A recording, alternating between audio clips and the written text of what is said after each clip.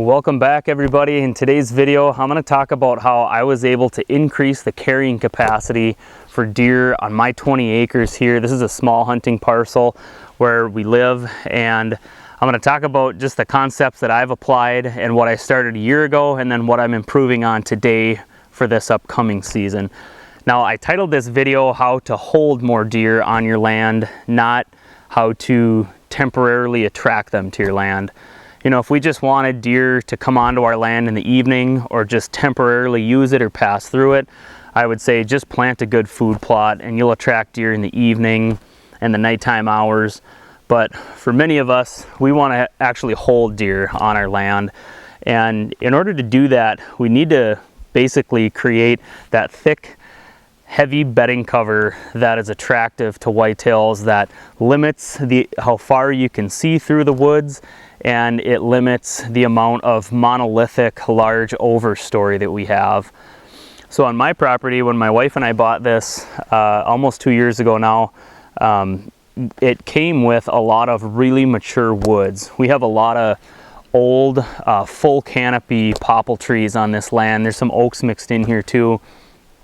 And basically in the summertime, this is just a dark jungle back here. The concept is pretty simple, you guys. It's creating these precision bedding pockets back in here and positioning them in relation to the food source so that it creates an attractive setup for the deer.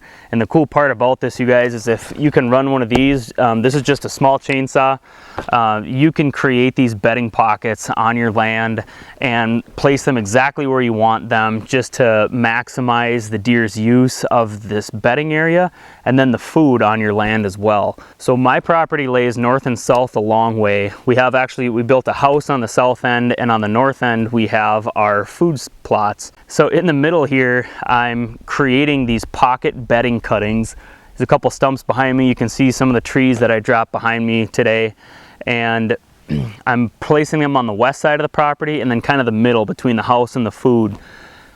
The idea here, the way I'm setting this up, is that I'm going to be able to leave my house, walk the eastern edge of my property where there's less desirable bedding cover, up towards the food, get into a deer stand, and then catch that movement as those deer come from the middle part of the property and the west part of my property out towards the food. The idea is that I can catch them on the way to the food and then hopefully get out of my stand and not spook the food plot. What I've done is I started today by going back to one of my bedding pockets that I created last winter, and I actually widened it out a little bit. One of the keys with this, you guys, is start small. Don't try to do everything all at once, because if you cut down too many trees or you cut down some that you regret cutting down, it's a long time before they're coming back. And you know, for all intents and purposes, an oak tree like this right here that I've cut down, I'll never have a tree like this back in my lifetime if I cut down the wrong one. So you guys need to really think this through, lay out a really good plan. That's what I did. I actually sat down with an aerial photo and used some transparency colors to sketch out my entire plan. And I really encourage you guys to do the same. Before you ever fire this thing up, before you ever sharpen the chain or put oil in it, have a really sound plan. You don't want to go out here all whipped up and excited and then knock down a bunch of trees and regret it later. When my wife and I were actually building our house last winter, I got a logger in here to clear out the yard area of the big popples, and he was really trying to pressure me into doing a select cut back here. We have a lot of nice mature popples that would be great for that. But I resisted it, even though he offered me a little bit of money for it. I don't like doing select cuts if they're not done right. And I think it would be really difficult to explain to a logger how you want it done. I think there's more value in leaving some clones of mature canopy in spots and then having these real flattened, laid down bedding pockets. And what that does is it just creates variation on your property. It creates holes and pockets of thick, brushy regrowth over here, and then it leaves nice travel routes in those mature areas over here. Places where you can set up deer stands. Now, in a lot of parts of the country, hinge cutting is not going to make sense for you. In some areas it will. You know, if you have ash trees or trees that make sense to hinge, you can. But for the most part, I mean, these popples, these red oaks, you want to cut these off flat at the stump. The popple trees are what they call suckering trees. They're going to send up new shoots off of the lateral roots. And what I've found is that when you create a small pocket cutting like this, where you just drop a hole of trees in the woods, say the size of a house, you don't actually get a lot of popple whips coming up off the roots. A lot of that new growth just goes into those existing mature trees. But what it does do is it allows sunlight onto the ground, it allows photosynthesis to take place, and that young hazel brush and different plants and brushy things that you have in your area are going to be allowed to come up in these holes. Red oak like this, you want to cut this off flat. This is going to have incredible new growth next spring, or this coming spring and summer.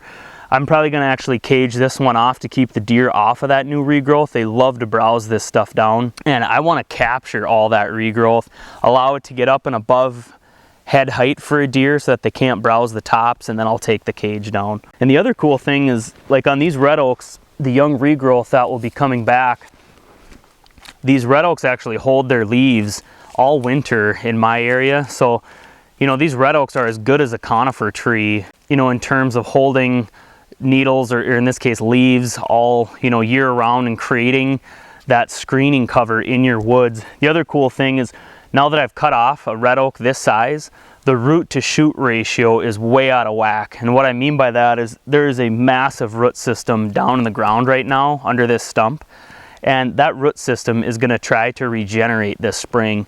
It's just going to send up an explosion of new buds and whips that'll be coming up.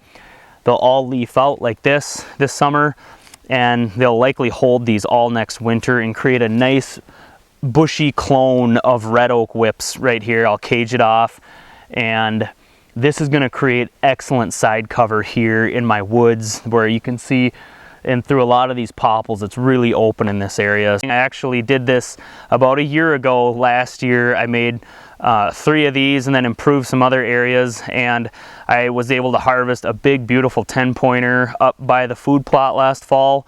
He was coming right out of this bedding pocket that I created just to my right.